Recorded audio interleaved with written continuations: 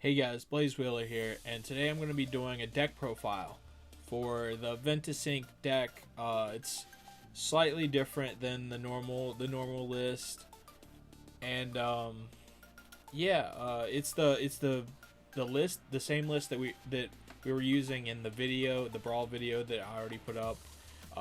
The first round at least. Round 2 is going to be the same list whenever that gets uploaded. But let's get into it. Alright, so here we go. Here's the Bakugan in the deck. Got some Mimi sleeves on it, because why not? Howling Shell Bombs, kind of like the wall, why not? I made those sleeves a while back just for a meme. And the meme still kind of holds up. Alright, so the Bakugan, one already opened. The cores, you guys know Hydoris, good old Hydoris, and then Ramparian, the usual suspects, and then VentuSdragonoid.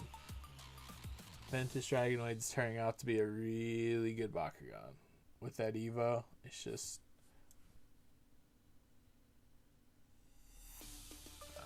it's not wanting to focus, and whatever. The Bakugan aren't what this is about, so we'll kind of speed past this part. The cores, the one sneaky core for Hydrus, as you can see on the cards. Get the character cards out. The character cards, you can see that there's one green fist, 2 helixes, 2 magic shields, and a shield. So the fist is a 150 plus 2, best one that you can get for that. The orange shield is just a plus 300. Probably should be running the plus 400 for 2 factions, but it rarely ever comes up anyway. So and then the plus 600 minus 3, 2 of those, 2 copies, and then 2 of the plus 650 cores, because best core. But yeah, that's the cores and the Bakugan. Now we'll get into the cards.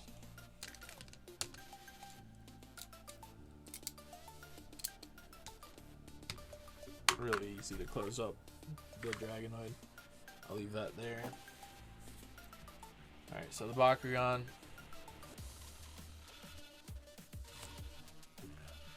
I'll leave that there. Alright, so starting off with the Evo, the only Evo that's running this deck is what makes Dragonoid really good. Trifecta, you just play it for free. If you're on your 3rd turn, you just play it for free. It's just that simple. You run 3 of that, and then you run 3 Shun, because best hero in the game. Next, we're running Pact to Darkness for the flips. 3 of that. Really standard if you're running Darkest. And Sync has to run Darkest, so, of course. And then 2 Obscuring Evade. This could be pretty much anything else, but right now, a 0 cost that stops Darkest and Aquos is really good. So it could be Ventus and something. Ventus and I don't know what the other ones are for the Obscuring Evade like cards, but this one's just really solid.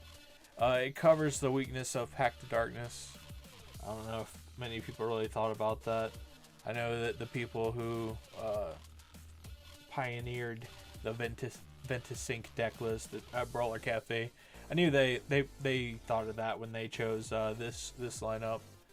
But you can just run something else, a core flip, core stop flip, or whatever flip we get in the future that's better than obscuring evade, or just a stop specific faction if you really are scared of like pirates or something. Yeah. Starting out with some free cards here. You know, Howling Shell Bomb, the main reason for the deck, the main thing that makes this deck go. A really busted card, plus 1,000 for free when you reveal it. It's insane. And then some enablers for it. Sync enablers. Falling Strike. It's just free. Really. Free to play a free card. Alright. Plus 100 and you get a plus 5 damage, which really comes up a lot. Plus 5 damage for 0 is really strong, actually. Like, insane. And then Aqua Freeze Beam. It's Nature's Power, but in blue. You just have to reveal a cost 5 or more, which is really easy. Like, you can even reveal Maximus Dragonoid, because it's a cost 5 for everything in the deck. That's why this deck just has so much synergy with green. Yeah, it's plus 200, but plus 500 all the time for 1. It's really good. Always nice to have multiple Nature's Powers.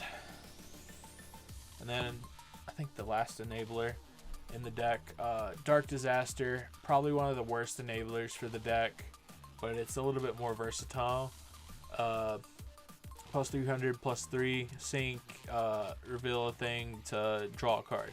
The draw a card's kind of what sells it for me. It comes up way more than not.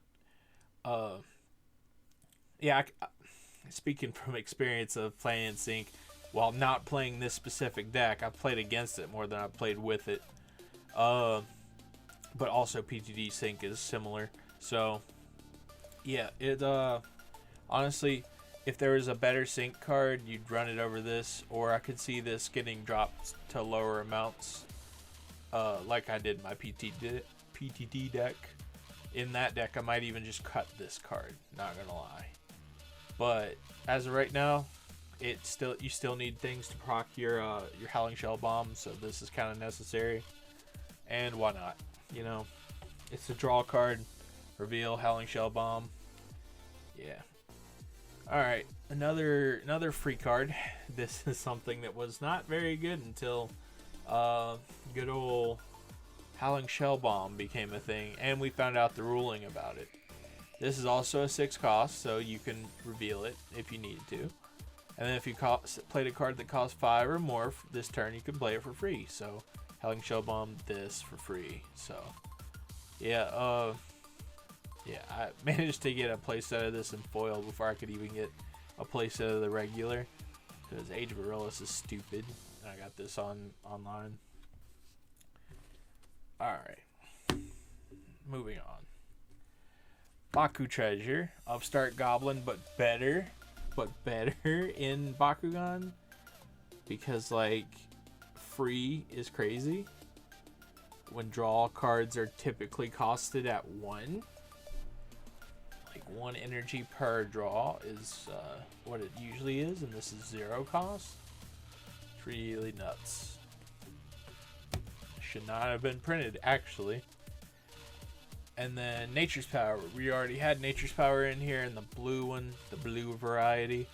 But here's the good old Nature's Power, because, you know, running green.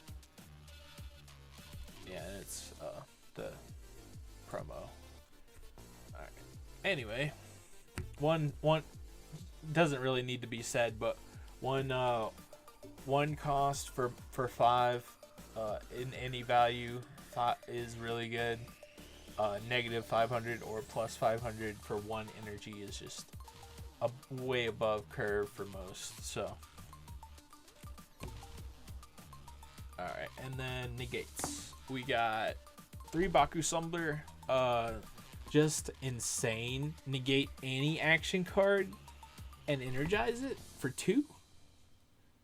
Like, that's kind of insane.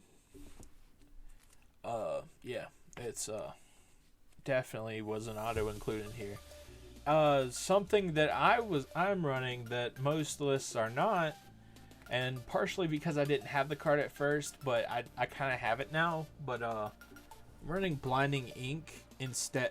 I was running Blinding Ink instead of Darkest Shadow, but I kind of feel like Blinding Ink might be worth more because you would have like 2 to 3 negates in the deck, more than likely. So like just you sit on your big B power, and if they got anything to contest it, you just Blinding Ink it. Your stuff's free. You Blinding Ink their stuff, and they had to pay a good amount for it, or in the mirror match, it just kind of really comes down to if they got another one. But yeah, it's working out really good. The alternative would be Darkest Shadow, but I'm really liking Blinding Ink, to be honest. Yeah, the whole thought process of that is just like to sit up with all your negates and always have the higher B power because, you know, silly sync cards, and just hold up all your negates and just beat your opponent.